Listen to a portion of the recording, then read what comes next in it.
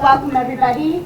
Thank you all for joining us for this special program entitled, as you can see, Coca-Cola, Black Panthers, and Phantom Jets, Israel and the American Orbit, 1967 to 1973, with historian Oz Frankel. I'm Rebecca Goldberg, Executive Director at the Helen Diller Institute for Jewish Law and Israel Studies at Berkeley Law, where you find yourselves. A little bit about the Helen Diller Institute. We have two programs, one on Jewish law and one on Israel studies, and through those programs, the Helen Diller Institute provides a rich academic forum for students and faculty. We house a undergraduate fellowship that brings visiting undergraduate fellowship. We bring visiting faculty from Israeli and U.S. universities to teach and research here at UC Berkeley. We host the undergraduate minor in Israel studies and offer dozens of lectures and programs to the public and campus community. And we're really grateful today to be partnering with the Center for Jewish Studies and co-sponsoring with the Magnus Collection of Jewish Art and Life, the Department of History, and the Department of American Studies. It's a really beautiful partnership when we get to do that, so we're incredibly grateful. We have some flyers over in the corner, but I will just flag that we have a program also this Thursday, March 12th, where we're hosting the 5th annual Levitsky Lecture on Israel and the Great Powers. Wednesday. Thank you. I keep doing that. I switched March to April and then to Thursday, so Wednesday, March 12th. The 5th annual Levitsky Lecture, and we're examining Israel's complex relations with the United Nations with international law scholar Yuval Shani and CRET visiting professor Masua Sagiv as the moderator. Now I actually have the lovely honor of introducing Professor Sheldon Rothblatt, and he in turn is going to be introducing our speaker and his former student, Oz Frankel. So Sheldon Rothblatt is a renowned scholar of British and European history, and he has served in many different roles at UC Berkeley, including chair of the history department, assistant and associate dean for student services, dean of the division of freshman and sophomore studies in the College of Letters and Science. He was educated at University of California, Berkeley and King's College, Cambridge. And he received his PhD from Berkeley in January 1965. He's been teaching modern British and European history at Berkeley from 1963 until his retirement, and he's now Professor Emeritus. He's been a visiting professor at several universities, has a distinguished record of professional service, and has held many distinguished fellowships. I'll just note one, which is that he is a Berkeley Fellow, and he was knighted by the Swedish King as Knight Commander of the Royal Order of the Polar Star, Sweden's highest honor for foreigners other than the head of state. In addition to his academic achievements, and this is what's most important here, we're very, very grateful to him and to Barbara as avid supporters of the Helen Diller Institute, the Center for Jewish Studies, and the Magnus Collection. And I also want to make sure you know that after, we don't have any food here, just coffee and water, but we will have a reception across the street at Free House.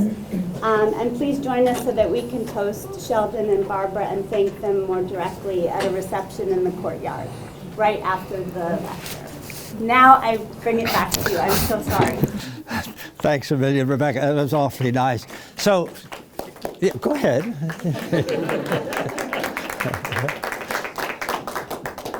Let me start by quoting not any distinguished Israeli scholar, but Yogi Berra, who was as many of you know, the catcher for the New York Yankees baseball team and a noted wordsmith. And he once said, "I would like to thank everyone here today who made this occasion necessary." So I'd like to thank all of you. It's really as a very special time for me, and you will soon hear why. And that the pleasure of introducing Professor Frankel to this campus, where he spent some time as a graduate student in the Department of History, and he certainly covered us in glory. I won't repeat the Latin of this, but I'll give you the English translation, and it has something to do with how I feel, that he was the student who taught the teacher. When he first entered my seminar, I knew I had something rather special on my hands, and I thought immediately of a very early pre-King James translation of the Hebrew Bible, the story of Joseph, and the translation goes, "And the Lord looked upon Joseph, and he was a lucky fellow." And that is exactly how I felt. I think he went on to win every distinction we had to give in history. Those, I think, 2 history seminar prizes, the best essays, maybe 3, maybe 4, I don't remember. Quite a lot, but more than anyone in my own lifetime. Something of a finished product when he first came to us. He had a career in Israel. He came from the Hebrew University, but he had a career in journalism and in radio, advisor to the Israeli government, and was really well known for his broadcasts and commentaries, and we were extraordinarily lucky to have him. We gave him his wife. He met his wife, Allison, here at Berkeley. She was a political science student at the time. Yeah. And she's gone on, as he has, to win all kinds of prizes in New York, distinctions, excellent careers, everything good that we almost always name in CVs, you certainly will find in their CVs. And in his, they have a son, Tammuz, really wonderful PhD student at Princeton, and he gives them no trouble whatsoever, but they have a dog, which I understand really takes charge of the household, and is a bit of a handful, right? I think co-writes your books with you, perhaps. I'm not quite sure. But at any rate, let me say that I want to say just a few words about Oz's writing, which will be quite clear to any of you who look at this absolutely marvelous latest book of his. The dissertation, which became his first book, is utterly brilliant, an account of 2 countries, Britain and America, and how the governments of those countries in the middle of the 19th century manipulated the print culture to really attract attention and support for government policies. And it was very unusual for any graduate student in history to do 2 national fields and do comparative history. It's an extremely difficult thing to do. It's usually reserved for senior scholars, and yet here we had a PhD student who did that and could do it, and utterly brilliant. I could mention many other brilliant facets of Professor Frankel's work, but if I did, then the only person you would hear today would be me. So I'll have to skip that. But I'd like to go on to just one other brilliant aspect of his writing, and that his ability to take new kinds of concepts and methods and incorporate them into his own work in ways that I wouldn't think is possible. Because when I encounter those methods and ideas and concepts, I usually think they're just trends coming down the pike, and I usually sniff at them. And here I see someone who takes those words, which in other hands are mere platitudes, and turns them into really startling insights into the material that he is investigating. It's just wonderful, and I hope that you will agree with me when you hear him talk and when you read his work. And so really, you're going to talk to us about Coca-Cola. You're going to talk to us about the Black Panthers. You're going to talk about phantom jets. You're going to tell us how American soft power and hard power really changed or deeply influenced Israeli culture after about 1965 or so, and how the Israelis responded to the commercial soft power of the United States. We welcome you back to your welcome home, as a matter of fact, and we are all agog, so go for it. Thank you. I don't know where I'm going from this. I think I should retire. Thank you, Sheldon. You're one of a kind, and thank you for your support over the years, and thank you for your generosity. And I'll be blushing for the next week or so after this introduction. Welcome and thank you for coming. This room is a little bit strange for me just because it's so wide. It reminds me of the National Security Hall in Dr. Strangelove, if you know. And so this is my presentation. I began life as a baby, but I began my academic career as 19th century U.S. and British history expert. But over the last decade or so, I moved to this project, which occupied me for a rather long time. And the book came out last summer, and I will do mostly reading. I'll begin by giving you a very, very general overview of the book and then go into one of the main themes of this project. The book was written before October 7th. So if any of you want to raise any question that is pertinent to the here and now in Israeli politics or Israeli-American relationship, we can talk about that after the presentation. So, that's a new experience for me. I'll show you some images, beginning with the table of contents of the book. So in the wake of the Six-Day War, as Israel and the United States were becoming more overt geopolitical allies, the meeting point between the two countries along social, political, and cultural axes grew exponentially with some unexpected results. In the 1990s, there would be a lively debate about the Americanization of Israel, a process that seemed to push the country down the road to privatization, the fraying of its social fabric, and other symptoms of severe neoliberalism that has afflicted Israel ever since. My book, however, examines the transnational encounter between a different America and a different Israel, a quarter of a century earlier. The 1960s were the high point of American post-Second World War liberalism, with Great Society programs, civil rights legislation, the radicalism of the anti-war and New Left movements, and the dawn of the conservative backlash. Beyond liberalism, a range of ideologies, progressive and illiberal, beckoned to Israelis, whether the feminism of member of Knesset Marsha Friedman, here on the left, or the extreme nationalism and racism of Rabbi Meir Kahane, leader of the Jewish Defense League, on the right. Both were American immigrants to Israel.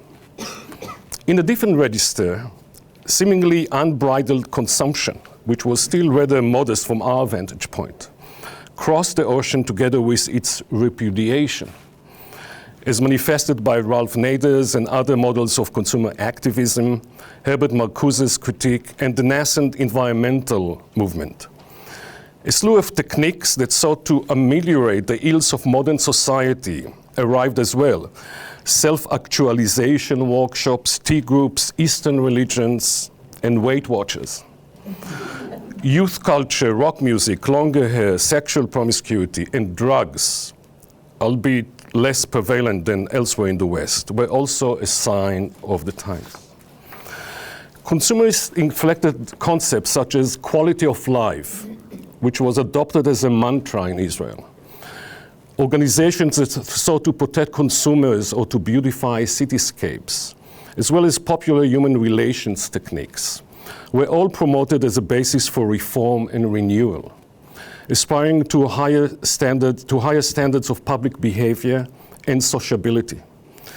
By the late 1960s, such ideas found receptive audiences in a society that, beyond the cohesion born out of the perpetual state of war, was already stratified and fragmented, to a large extent post-ideological, and rather uncertain about its core values, especially after the dispiriting economic recession that preceded the war.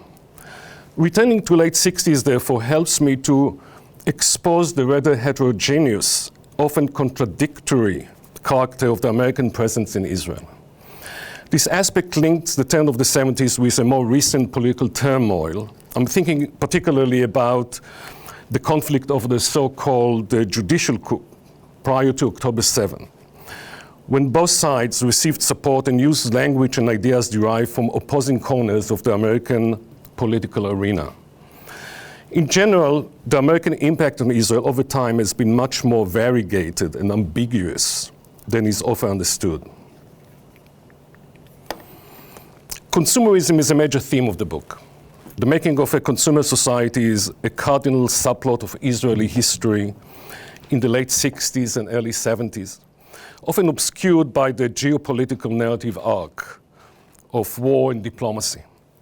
Consumerism colonized the daily lives of Israelis, dispatching a bounty of appliances, grooming products, and other commodities to invade their homes. Coca-Cola, here this is among the first advertisements for Coke in Israel. Coca-Cola, introduced only in 1968, came to symbolize the transition to consumer modernity. Consumerist thinking also infiltrated management and politics.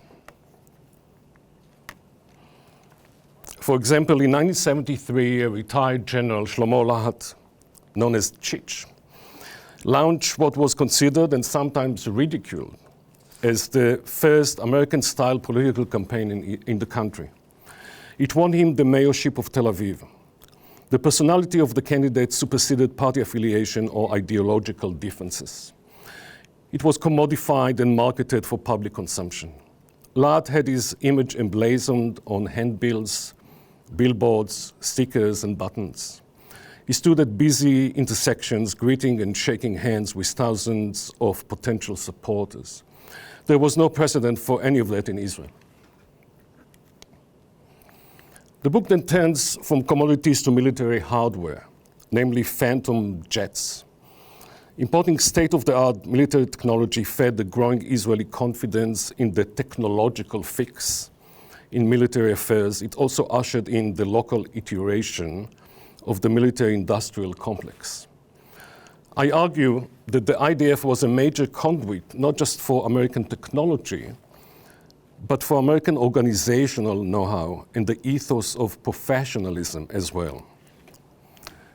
Another of the book's focal points is American immigrants and visitors.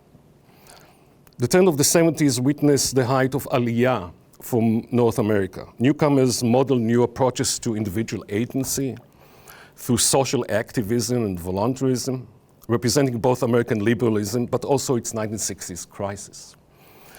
Professor of Communication Eliu Katz led the establishment of Israeli television in 1968.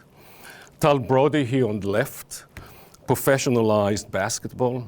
But there were also American immigrants of a different sort, such as Meir Lansky, the gangster, who fled to Israel in 1970. He is on the right, seeking Israeli citizenship based on the law of return. This was taken in a swimming pool in Herzliya. After 2 years, Lansky was kicked out of the country, but his Israeli interlude inspired great public interest in the Jewish contribution to American organized crime. Also keep in mind that the country was led then by a prime minister who grew up in Milwaukee, Golda Meir. The Chief Justice of the Supreme Court, Shimon Agranat, was an American-born and University of Chicago-trained jurist. The last third of the book visits Israeli culture, including the immense popularity of the Broadway musical in Israel, the production of the countercultural Hair, and a range of American characters that populated Israeli literature, drama, and film. In short, the book covers a wide range of exchanges and encounters. My purpose was to explore the making of late 20th century Israeliness through the prism of the country's busy negotiation with the outside, namely ideas, artifacts, practices, and people that appeared under the sign America. The expanding contact zone between the two countries, the two societies, reordered Israeli culture and consciousness, affected the swelling ranks of the middle classes, but also contributed to the politicization of lower classes and to widening the gap between Jews and Arabs. The orbit metaphor in the book's title does not cast Israel necessarily as an American satellite. Instead, it signifies emerging ties characterized by a sense of affinity and kinship, on the one hand, but at the same time persisting distance, ambivalence, mistranslations, and resistance. American Rendezvous refined both individual and collective self-perceptions, whether Israelis embraced American ideologies and habits, or conversely view themselves and the country in contradistinction to the American other. One of the main arguments of the book is that the surge of identity politics in the United States had a ripple effect on Israeli society, affecting both Ashkenazi and Mizrahi identities. Racial and ethnic discourse arrived through multiple and sometimes convoluted paths. One of the questions the book tarries with is how racial tensions in the United States and the ethnic fault lines among Jews in Israel were rendered commensurable or comparable. Perhaps the most explicit example is the birth of the Israeli Black Panthers in 1971. They emerged overnight with a series of raucous demonstrations and other public stunts. The group appropriated from the American Black Panther Party icons such as the clenched fist and the image of the panther. The Israeli Panthers used the borrowed avatar inventively, at times deploying it as a threat of an impending upheaval, at other times dismissing it as merely an instrument for capturing attention, and enormous attention they indeed received. Despite their modest numbers and the movement's rapid demise, the Panthers did more than any previous group to politicize ethnic tensions within the Jewish population of Israel. For recent generations of Mizrahi intellectuals, obviously on the left side of the political spectrum, the similarities between the racial struggle in the United States and the Ashkenazi-Mizrahi friction in Israel are often taken for granted. However, 50 years ago, the Jerusalem Panthers did not discover as much as established and weaponized the analogy between their predicament and that of African Americans. Assuming the name Black Panthers, about which they initially knew close to nothing, they both confirmed the racial analogy and bypassed it. The Panthers emerged in a political climate in which the vocabulary of class was still monopolized by the establishment, that is, the establishment of the Labour Party. And a conceptual tool to politicize ethnic differences, such as post-colonialism, was not yet fully in place. They mitigated the gap between class and ethnicity through the self-perception and identity as the screwed over, atfukim in Hebrew.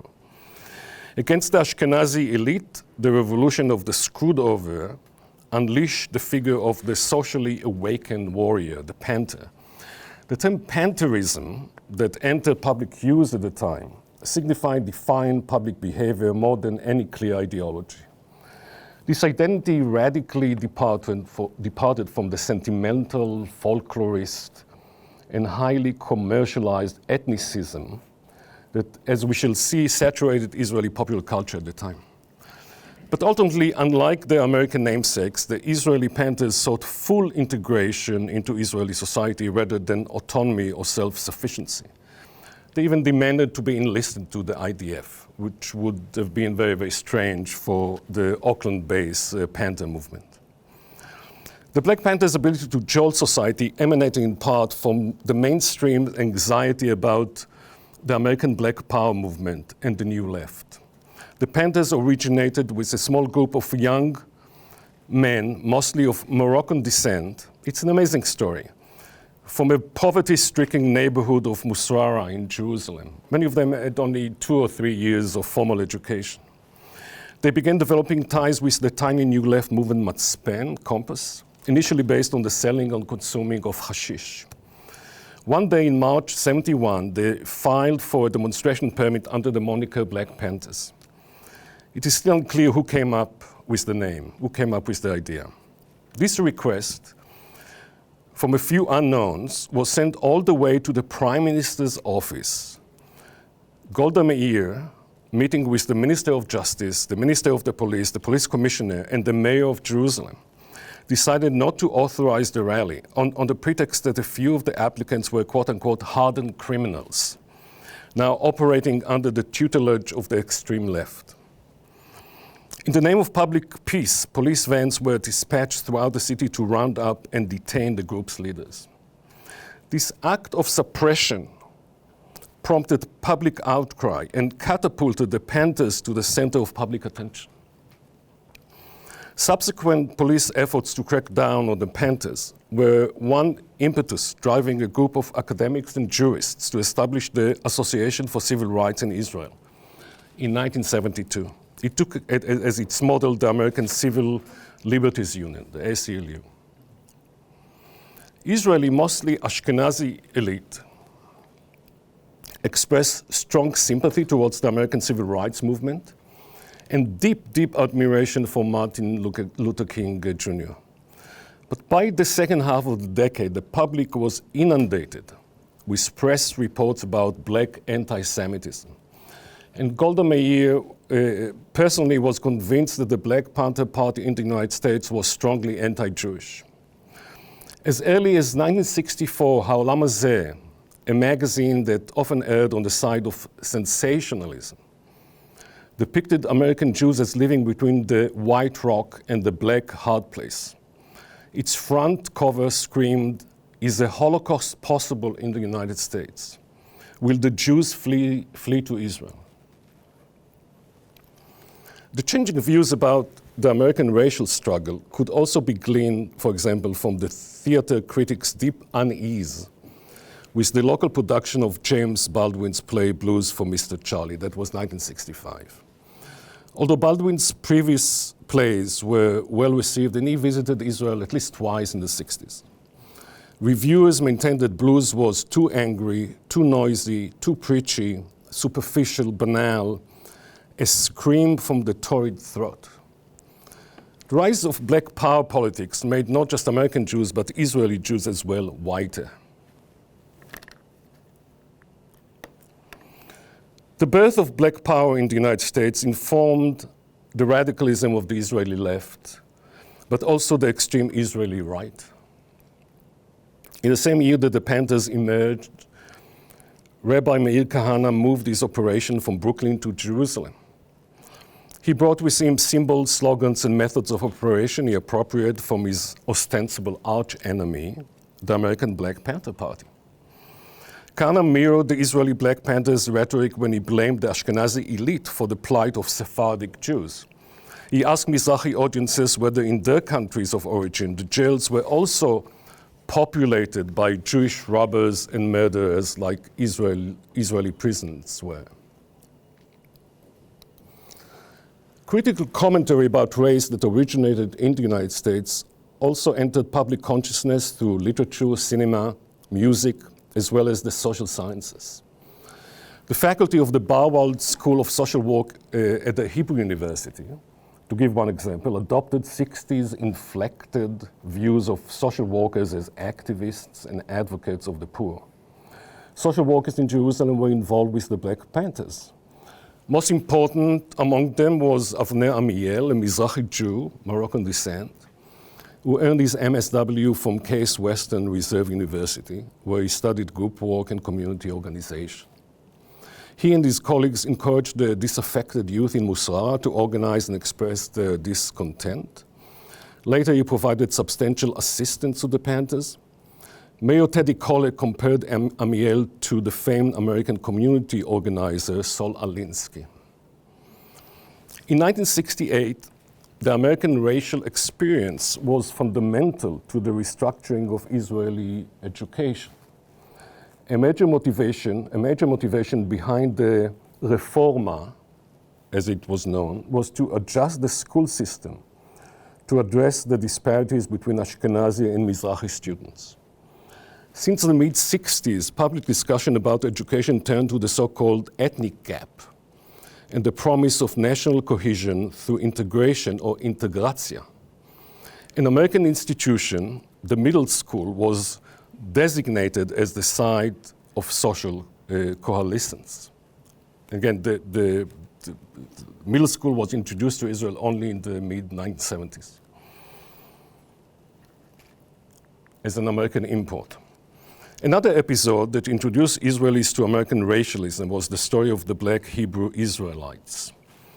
In 1969, a tiny black nationalist sect led by the charismatic Ben Carter, who assumed the Hebrew name Ben Ami, Ben Israel, began settling in the southern town of Dimona. Their arrival and claimed to be the true descendants of the biblical Israelites instigated a moral panic. There were deep concerns that if the Israelites were permitted to stay, millions of African Americans might consider moving to Israel. At the same time, the government was anxious about Israel being portrayed in the United States as a racist country. Despite skirmishes and occasional deportations, the community, today numbering in the thousands, was able to stay and thrive in Dimona. And these images here are taken from Ha'olam Hazeh. It was a progressive magazine, but if you read Hebrew, you can see it right away, but the top right, you can see the translation. So it's, would you want 200,000 like her? The magazine asks, right? So, and again, that otherwise was a very, very positive report about the Israelites in Dimona. I'm now turning from Mizrahi to Ashkenazi. I'm sorry, before we get to the Ashkenazi side of the picture. Race is therefore a theme connecting many chapters in the book, whether through the recruitment of black basketball players and black performers, for example, for the local rendition of the musical Hair here in the picture above, or in constant immigration of Rabbi Kahana, who brought with him to Israel forms of racism more common in the American South. There was plenty of anti-Arab prejudice before, but Kahana sought to incite unprecedented fears about predatory sexual behavior by Arab men against Jewish women. He advocated for segregated beaches for Jews and Arabs and for prohibiting miscegenation by law. And now I'm turning from the story of Mizrahi identity to Ashkenazi Jews, and how the early stages of the white ethnic roots movement in America participated in a revival of East European Ashkenazi culture in Israel. So in the middle years of the 1960s, Israeli culture began flirting with material deemed diasporic, and as such had been previously pushed aside or even repressed. Landmark moments in this shift include the 1965 Yiddish performance of Itzik Manger's A Megillah for predominantly Israeli-born non-speakers of the language, starring the Burstein family of actors. Then impresario Giora Godik's lavish staging of Fiddler on the Roof in the same year. And the 1966 film Tu Kuni Lemel, based on late 19th century Abram Goldfaden play, for which an entire shtetl was erected in Ramat Gan, east of Tel Aviv. These are images from that production, the first color movie in the history of Israeli cinema. The later years of the decade witnessed the increased appetite for Hasidic folklore with the 1968 show Ish Hasidaya, Once There Was a Hasid, and the popularity of Hasidic pop music. Interest in the East European past rested on a confluence of cultural and political forces. The curiosity of a new generation, the nostalgia of the old. Hebrew no longer needed to be protected from Yiddish. The Eichmann trial, early in the decade, catalyzed efforts to commemorate a bygone Jewish culture. One dimension which scholars have largely neglected is that the engagement with Ashkenazi law was shaped in close conversation with American culture. Fiddler was, after all, a Broadway phenomenon. The Burstein family came from the States, and the young son, Mike Burstein, launched a career as a crossover entertainer, performing in Yiddish, Hebrew, and English. This is Mike Burstein on the right. Yes, often referred to as Hasidut in genes, Ish Hasidaya took its cue from American counterculture. And the Hasidic prophet was ignited in part by Shlomo Carlebach here, known as the dancing rabbi, who also built a community of hippie Jews in San Francisco's Haight-Ashbury district. These performances contributed to reworking and accentuating ethnic identities among Israeli Jews, certainly Ashkenazi, but vicariously and dialectically Mizrahi identities as well. For instance, capitalizing on Ish Hasidaya's success, producer Yaakov Agmon staged a review titled Bustan Sfaradi, Sephardic Orchard, penned by future President Yitzhak Navon. Godik was responsible for both the shtetl-focused Fiddler and another phenomenally popular musical, Casablanca, a 1950s play which was refashioned as an Israeli version of West Side Story. It brought a tale of ethnic tension and delinquency to the backyards of old Jaffa.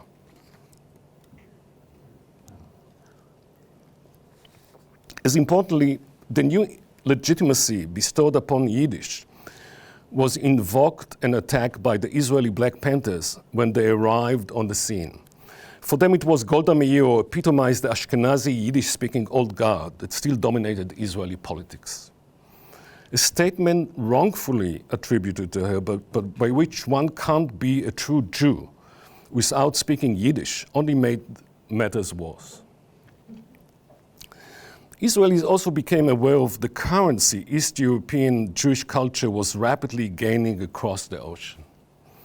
By the late 1960s, the press reported that Yiddishisms had seeped deep into the American argot and even became bon ton. Examples included senior Pentagon official talking about the bagel strategy to describe a bombing tactic during the war in Vietnam, and graffiti scribbled on a university wall, Marcel Proust is a Yente. I told you that I'll mention Proust in this presentation. So in the remaining time that I have, I would like to focus on two Hasidut-themed theatrical productions, Fiddler on the Roof and Ish Hasidaya. Each play represents contrasting dynamics of cultural appropriation and a dialogue with a different facet of 60s American culture. The first staging of Fiddler on the Roof outside the United States took place in Jaffa in late spring 1965. Representatives of the American production arrived in Israel to guarantee fidelity to the source. Producer Godik insisted on high Broadway-level standards. The show proved to be a smash hit. It ran for 15 months, with Yosef Bombatsur, the original Tevye, later replaced by Shmuel Rodensky and Chaim Topol. Reportedly, a quarter of Israel's population and of 2.5 million people saw Fiddler. The critical reception was radically different. Reviewers generally praised Jerome Robbins' choreography and occasionally offered a few good words about the show's entertainment value. Otherwise, it was mercilessly attacked for its alleged inauthenticity, sentimentality, excessive optimism, and for making the troubles of diasporic living seem harmless, even cute. In Arts Daily, Chaim Gamzu thundered, "The heart of Judaism is drowned in schmaltz." Ala Mishma opined that Fiddler appeals to the new Israeli self-satisfied bourgeoisie. Quote, "It is a byproduct of the Americanization of brains and taste that increasingly characterizes us." Shalom Aleicham's son-in-law and Hebrew translator, hdi. Berkeley, called the musical that he actually never saw a scandal. Quote, "This is not Shalom Aleichem. These scoundrels turn Tevye into a source of great wealth for themselves," unquote. Beyond the sharp quips, critics' response betrayed anxieties about the Americanization of Jewish culture, the question of which Jewish community, American or Israeli, had the authority to retell the story of the Jewish people, and historical narratives that do not easily adhere to the tenets of Zionism. After all, Anatevka Jews eventually migrate to the promised land of America. In the States, Fiedler stood for the pluralism and liberalism of the Kennedy-Johnson era. It signified the growing visibility and self-confidence of the Jewish community. None of this registered in the Israeli response. However, toward the end of the decade, Fiedler became more acceptable among cultural gatekeepers due to its stunning global success. And since Israeli actors developed great careers playing Tevye abroad, Topol in London, Rodensky in Hamburg, and Yossi Yadin in Vienna, Tevye became an Israeli export item. The press was titillated by the success, especially Topol's celebrity status in Britain. The actor told an interviewer, quote, "What I tried to do in this role was to make the audience recognize that Tevye carried within him the chromosomes of contemporary Israelis. I avoided making him a cute, inoffensive Yid who bent a little to stay alive. I tried to imply that if you annoy him too much, perhaps not him, but his sons and grandsons would fight in the Six-Day War." Unquote. Israeli performers were therefore now claiming greater masculine agency for Tevye. Rodensky's decision to play Tevye in the German production instigated a public debate. Commentators asked whether German audiences should be shown a light musical about Russian pogroms, and what would happen if the Germans perceived pogroms scenes as entertainment. Rodensky countered that none other than the Israeli ambassador to Germany, Asher Ben Natan, had implored him to accept the role.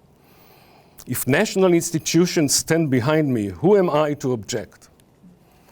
I have to work on my Rodensky imitation. It's not there. Indeed, official Israel now stood behind Fiedler. Prime Minister Meir sponsored the Israeli premiere of the film version. Responding to a wave of Jewish American tourists, El Al proudly announced that it would be the first air carrier to screen the movie in its new 747 jumbo jets, claiming it to be, quote, "a jumbo with Jewish consciousness." Quote, "We are a different and distinct company. We are a Jewish company and will do our utmost to be identified with Judaism." This marketing drive originated with Doyle Dane Bernbach, DDB, the Madison Avenue company that only a few years earlier launched its famed campaign, "You don't have to be Jewish to love Levi's real Jewish rye."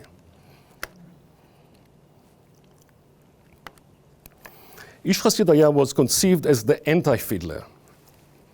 Its director, Yossi Israeli, declared that his show was bereft of the schmaltz and corny props characteristic of shallow shtetl reenactments. Instead, 6 young men and women, donning T-shirts and corduroys, delivered Hasidic tales on a rather barren stage. You can see the image. Through song, movement, and gesture, accompanied by a couple of guitars and a piano. The short, incisive narratives exhibited the wit and of small-time village rabbis, the innocence and wherewithal of ordinary people, and the humanity, soulfulness, and joy of Hasidut. It was a modernist montage couched in the political grammar of the 60s. The show's author, Dan Almaguer, who also happened to be Fiedler's translator, claims to have been greatly influenced by Martin Duberman's documentary play In White America, which he saw in New York. In White America wove a tapestry of songs and snippets of historical documents on African American history. Both Almaguer and Israeli had just returned from years of graduate studies in the States. Almaguer got his PhD here at Berkeley with Bob Alter, I believe. Israeli, the director, compared Hasidut to Zen Buddhism. Quote, "Our Hasidim were like a hippie movement, nonconformists and anti-capitalists." The show assumed the aura of a protest play, emphasizing defiance against poverty, suffering, authority, as well as against anti-Semitism in a manner that satisfied the sensibilities of both radical 60s and Zionism. Such was the legend of Gedalia, the tar walker, who eats voraciously and incessantly. So when the Cossacks burn him alive, as they did to his father, the flames signifying defiance would go higher and higher. The show was exceptionally well received. In 1971, it traveled to Broadway under the title Only Fools Are Sad, with the blessing and the patronage of Golda Meir. Despite the decidedly secular and modernist aspiration that drove Ish Hasidaya, the show's cultural labor fed other, more sentimental and growingly religious tributaries of the Hasidic trend, manifested in the Hasidic Song Festival, Hasidic rock groups, religious programming on the recently launched Israeli TV, and deep fascination with Chabad and its leader, the Lubavitcher. His home in Crown Heights, Brooklyn, became a site of pilgrimage for Israeli political and military leaders. The resurgence of religiosity in Israel is often attributed to the post-Six-Day War messianic atmosphere. But the quest for roots, spirituality, and identity was very much part of the global 60s. And it began germinating in Israel before 67. The Baalei Tshuva movement was also in its outset largely American. It was an American immigrant, Rabbi Mordechai Goldstein, who in 1966 established the diaspora yeshiva in Jerusalem, dedicated to drawing young secular Jews into the Haredi world. Goldstein is described as walking in the back alleys of the old city in Jerusalem after the 67 war, striking up conversation with long-haired young American visitors who often carried backpacks and guitars. Many of the individuals following him back to Mount Zion were young American Jews with meager knowledge of Judaism, who might have been already flirting with communal life, Eastern religions, and drugs, hippies looking for meaning. Twice as many American-born youth than Israelis were among Baalei Tshuva in Jerusalem at the time. There was no institution like that in Israel or elsewhere beforehand. A yeshiva that is open to, moreover, actively courts Jewish men returning to the fold.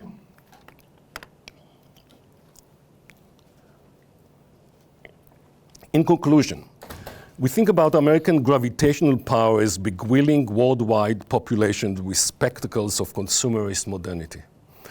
But the American gravitational pull in turn of the 1970s Israel was also manifested in eliciting and shaping an approach to, and a particular thirst for, East European Jewish traditionalism, itself the subject of commercial enterprise and consumption. In addition, America was exporting political transgression, as in the global impact of black power and black militancy. Much like the Israeli Black Panthers, the return of Yiddishkeit and Hasidic law provided one of the early signs of the politics of recognition in Israel. When Zionism seemed no longer unmoored from its diasporic past, seeking instead continuity and connection, this movement led in divergent directions. Folklorist ethnicism was mapped on and had to contend with existing social and economic disparities. With the Panthers, Yiddish's biggest enemies were no longer the zealots of the old Hebrew battalion, but the politicos of the new Mizrahi Black Panther movement. Yiddish, or gefilte fish, became signifiers of Ashkenazi hegemony. And this is Black Panther's demonstration in Jerusalem, and one sign says, Golda, teach us Yiddish, cynically. An alternative perspective to identity politics would highlight the contribution of ethnic motifs and expressions of religiosity to a new Israeli national culture that incorporated more readily bits and pieces of Jewish tradition, long after the short-lived Hasidic fad tapered off. This kind of national ambience departed from the secular modernist style that characterized official culture beforehand. It matured in the late 1970s when Menachem Begin's Likud party replaced Labour as the dominant party in Israeli politics. Thank you.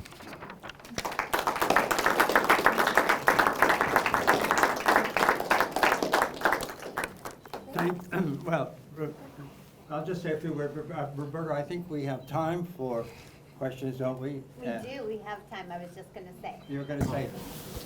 Oz, thank you so much. I had no idea when I was coming here today that I would see a picture of my uncle on the screen. And who is your uncle?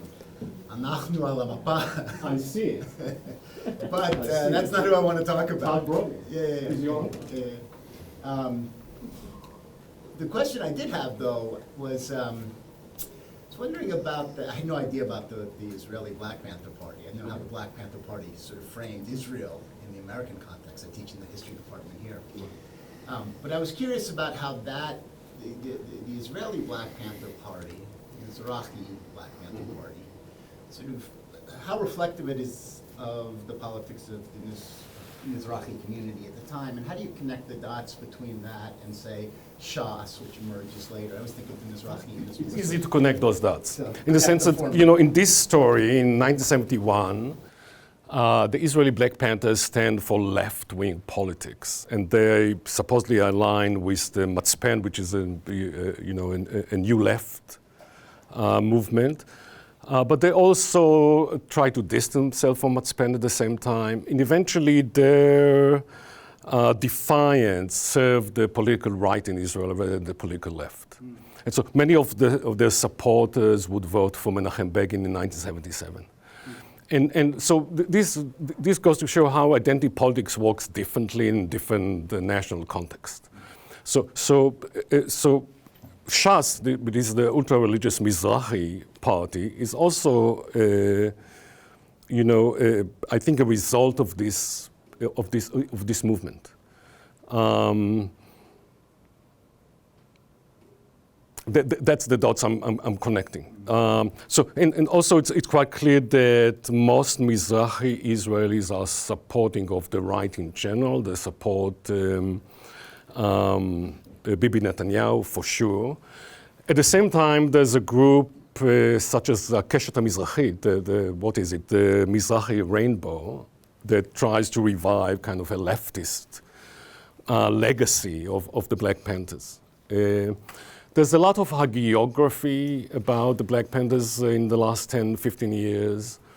And the truth of the matter is that they were not politically educated when they became Black Panthers. They knew very little about politics or ideology, and then a few of them moved in very different directions. So one of them became a member of Knesset with the Communist Party, Hadash. But again, most of the followers turned to right-wing politics. So my question is about, I'll hear myself too loud, that Zionism, the Zionism that originated the state, seems perfectly comfortable walking with a Tanakh in hand and walking the land, and uncomfortable, obviously, with the next 1900 years of Jewish history, and wanting to create the new Jew, the anti-diaspora Jew, Right. what I think of as a somewhat rootless Jew. And that in part, these movements, both on the part of Mizrahim and Black Panther movement and Ofra Haza and the return, right? As well as a Yiddishist move, getting graduate degrees in Yiddish within the university.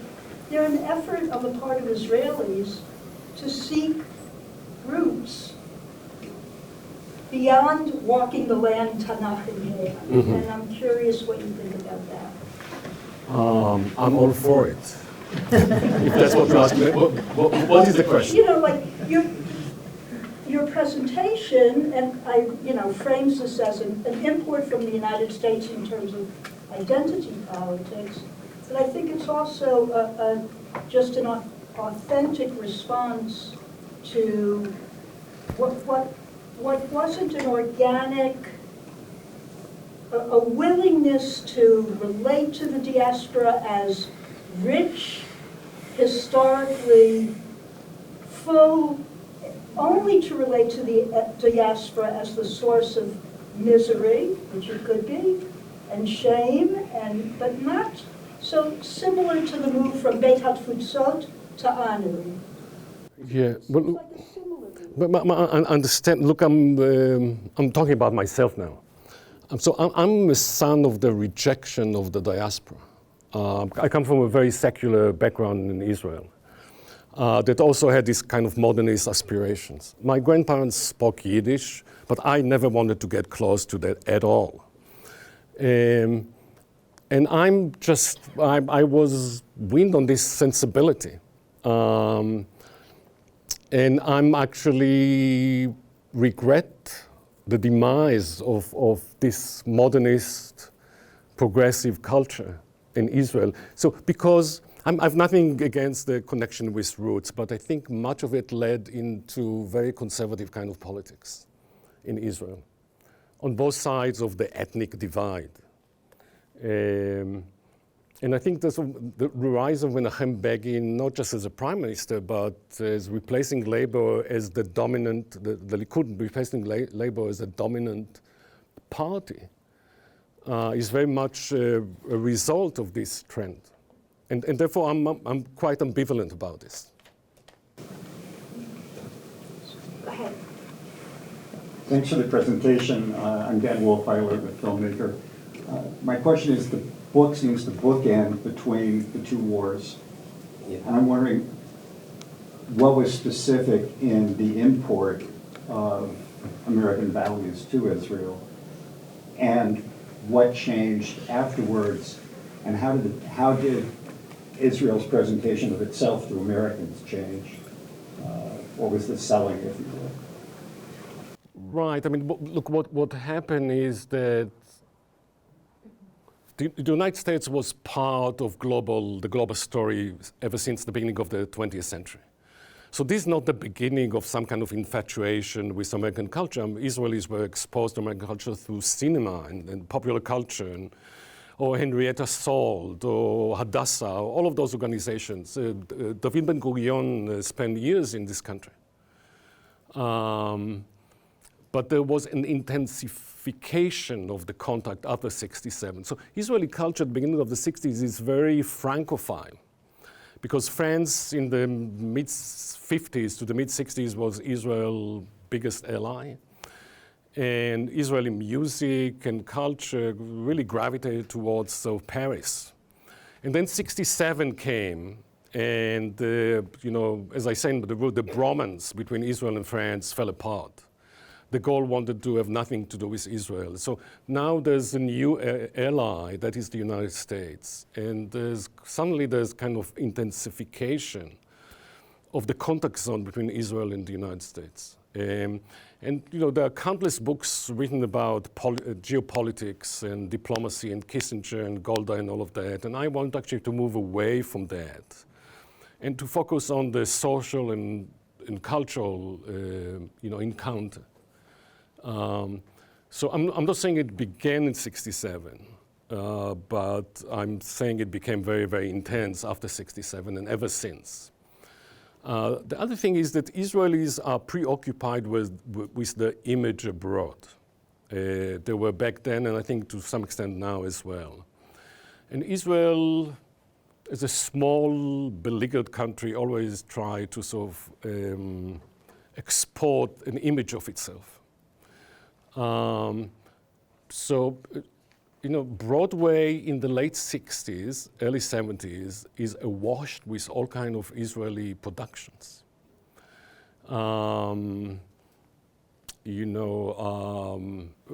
example is this musical review, but there were others. There were too many apparently. It ceased to be very profitable.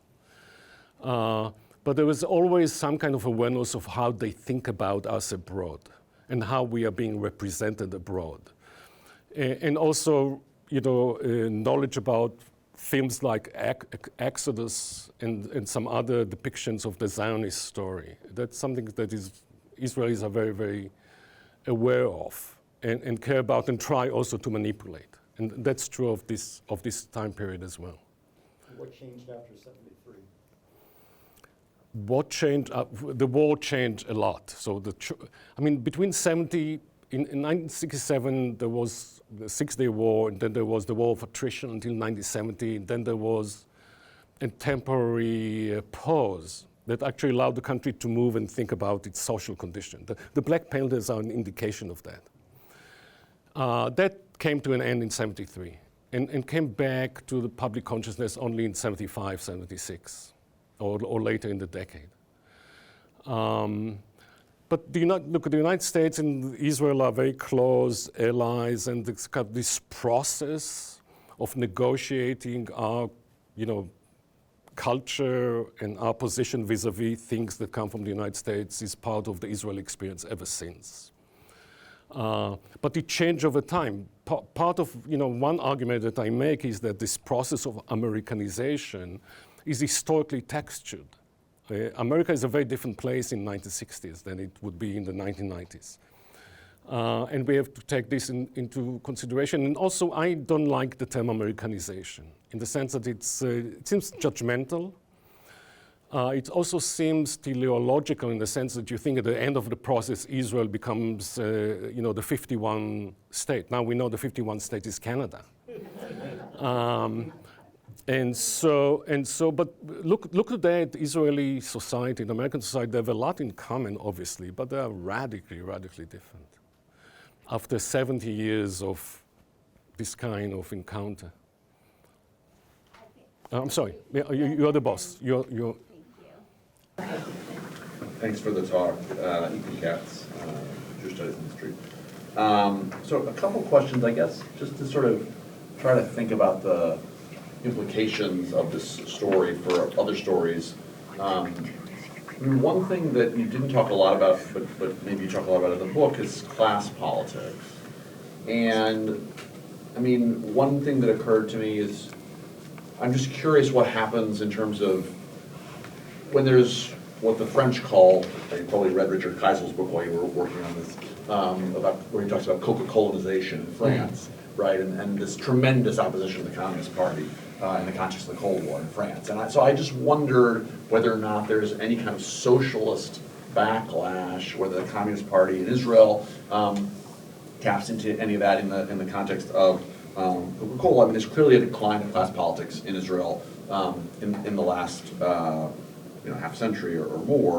And I guess that's my second question, which is just, you seem to sort of make a kind of a case for rise of identity politics through these factors of, for lack of a better term, Americanization.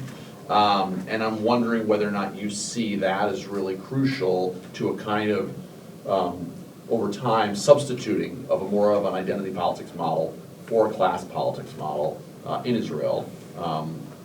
Whether you think that's a fair depiction. It's obviously not the only thing that's happened in Israeli politics in the last 60, 70 years, but whether you think that's a fair characterization, or whether you see the story that you're telling as playing an important role in that. So the very interesting and important questions that will take me a while to unpack. I think this story, in 1967, Israel is still dominated by Labour Party politics. But Labour Party does not represent class, it represents the establishment. It's not just the Labour Party, but it's also the Histadrut, the trade union, that is a state within a state. And therefore, it's very hard for an oppositional movement to rise, breaking the mold of class politics in the history of Zionism. And they were able to do that, the Black Panthers, because they appropriated a name that was seen as inauthentic, but because it was inauthentic, it also was disruptive. And again, I'm not claiming that the American example was essential or even necessary for ethnic/class politics in Israel, but it was ready-made. And you see these individuals in the early 70s using blackness growingly as a language to distinguish pigmentocracy, as a language to distinguish themselves from the establishment. And it became kind of a palette for comparison. Musrara is like Harlem. And also Israeli politicians who came to the United States went to see Harlem, to see in what way Harlem is different than Shkunat Tikva, which is a poor neighborhood in Tel Aviv. So this kind of comparative imagination became commonplace in Israel by the turn of the 70s. Right? Look, in today's Israeli politics, blackness and this comparison is mostly used by actually Ethiopian Jews, not necessarily Mizrahi Jews. As for Coca-Colanization, so why do we have Coca-Cola in Israel in 1968? This is not about consumerism, it's about politics. So in 1966, an Israeli company by the name Tempo asked for a franchise of Coca-Cola, and Coca-Cola said no, there's no. I'm sorry, I'm responding to him. So Coca-Cola in 1966 said Israeli market is not big enough for us, which was a big lie because Cyprus had the Coca-Cola plant. And Cyprus is like a keychain, it's a very small place. So what happened, this is 66, this is a year before the Six-Day War. The American community, especially the ADL, recruited themselves to fight against Coca-Cola. This is in a decade in which Coca-Cola is subjected to other boycotts. Right? There was an indication of what would happen a year later after the kind of loyalty that the Jewish community in this country exhibited towards Israel. And they put a lot of pressure, and there was boycott threats and all of that, and they got Coca-Cola to relent. Although they didn't give the franchise to Temple, they gave it to what's his name, Abram Feinberg. It's a famous, Democratic Party macher. And so Coca-Cola came to Israel as a political move against the Arab boycott, rather than a sign of American takeover and consumerism. So Israeli gatekeepers, like American gatekeepers or French gatekeepers, don't like American popular culture. It's too lowbrow. It's not for us. But they are overwhelmed by public demand. Public demand for something like Fiddler on the Roof or for Coca-Cola is immensely successful in Israel after 1968. I remember that very fondly, by the way. I was, 10 years old? I remember those bottles coming. They cost 25 agorot. They were delicious. But there was no, it's not France. Actually, Israel, Zionism is always wedded to modernity, and by the 1960s, modernity was symbolized by American culture. And so the resistance to this kind of culture was rather weak. Yes, the Communist Party in Israel objected to all of that. But by 1967, the Communist Party does not represent class, it represents Israeli Arabs. That's its main constituency. Sorry. Go ahead. Mark Friedman. I look forward to reading your book. A wise person taught me years ago, if you don't know the answer to a question, it's either sex or money. You've mentioned sex several times. I mentioned sex. I might have written it there too. But the point is well, what about the American financial support as the wealth of the American Jews in the 60s and 70s? And I remember my parents working a day in 1973 and probably 67, I was like 8. As far as how influential or what did that mean to the Israelis when all these millionaires were doing? I write about that. So again, about a third of the book is dedicated to consumerism.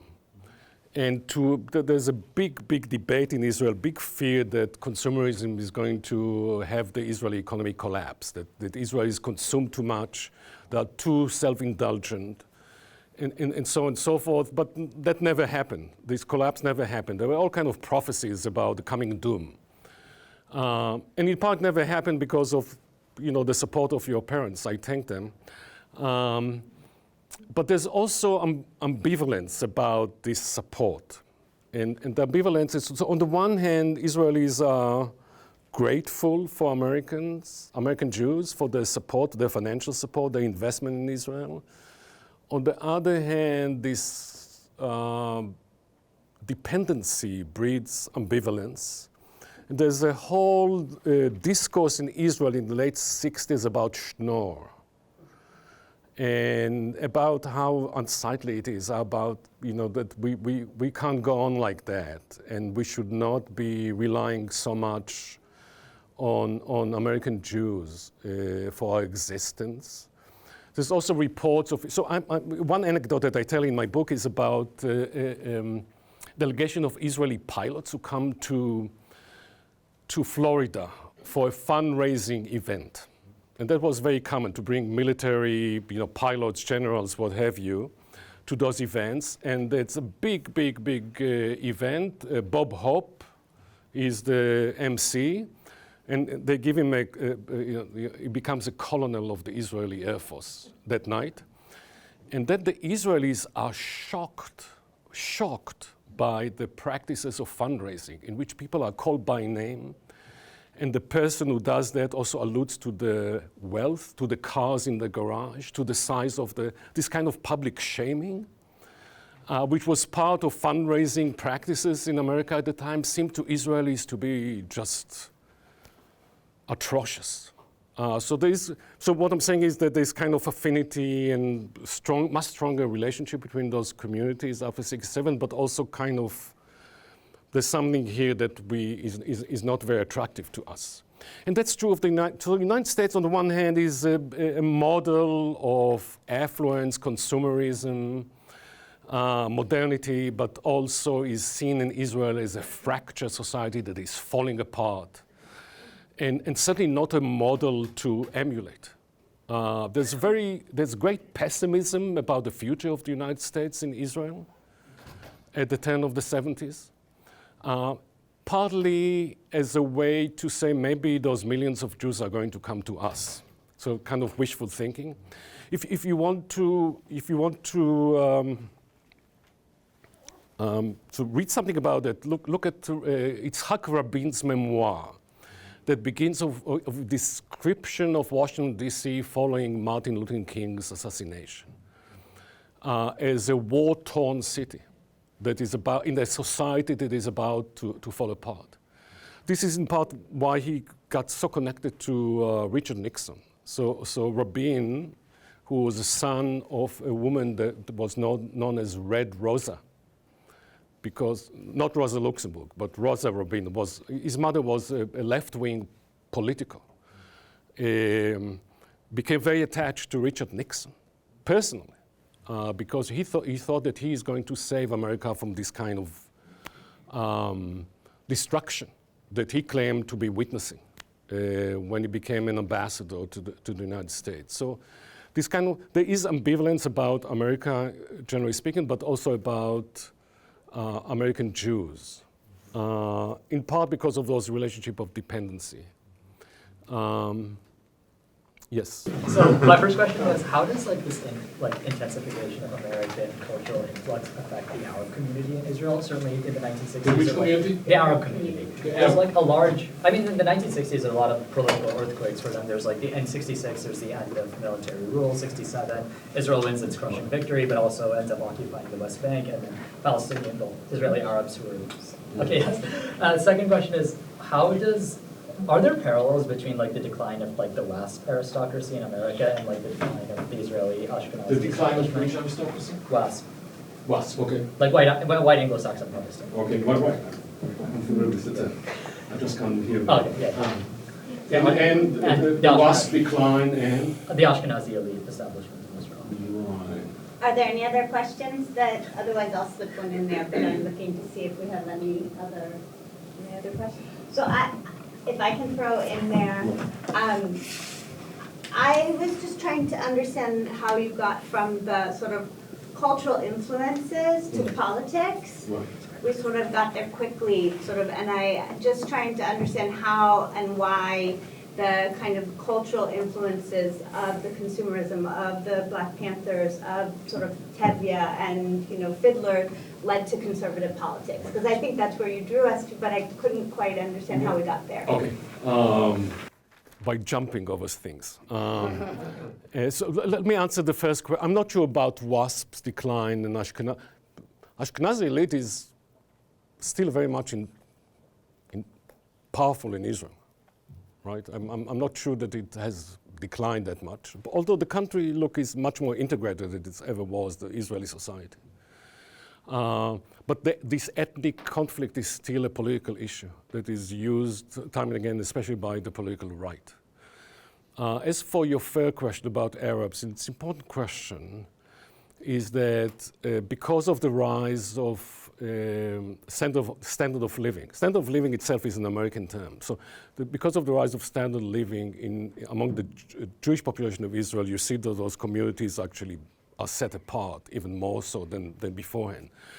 But what I find very interesting is that after '67, key Israeli figures, especially Moshe Dayan, who was the Minister of Defense, viewed the Palestinians in the West Bank and Gaza Strip as consumers. So he says, you know, we are going to improve their standard of living, and we are going to do that by employing them in Israel. Right, and we are doing, for him it was a social deed, because they live in poverty and we are going to rise. I mean, this is what's going on in Israel in the late 60s, that there are new communities of consumers. Soldiers are also treated as consumers, and there are all kinds of practices in the military that comes from the commercial world. But also the Palestinians are treated as potential consumers.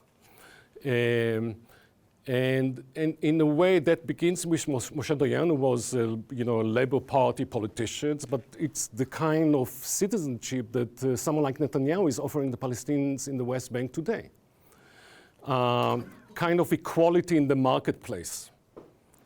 And that begins in 1968, because there was a big debate in Israel about employing Palestinian workers in Israel. There were all kinds of concerns about that. Abba Ibn said it's like South Africa. I mean, these people are going to come during the day and leave overnight. That's what's going on in South Africa. So there were really deep concerns about it. But for Dayan, it was about helping Palestinians raise their standard of living.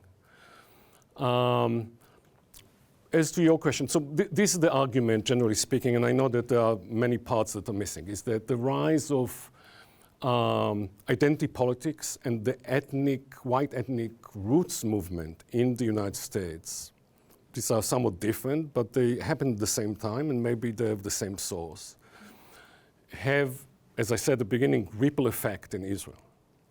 So on the one hand, it gives a kind of new identity and a new political edge to Mizrahi politicos. But also draws Ashkenazi Jews back to Yiddishkeit, Yiddishism, Yiddish culture, and so on and so forth, and Hasidut. And so what I'm saying is that it works on both sides of the ethnic Jewish divide in Israel. And again, the kind of thing that could have happened in a different context, but here I think you can clearly see how this is also impacted by what's going on in the United States and American culture. It's also the case that Levi Eshkol, the prime minister that replaced David Ben-Gurion and Golda Meir, both of them were Yiddishists. David Ben-Gurion objected to the use of Yiddish and fought against it very aggressively. But that was not the case with Eshkol or with Golda Meir. I don't know if I answered the question. Well enough. Okay. Absolutely. I think we're going to conclude there. Thank you. Thank you so much.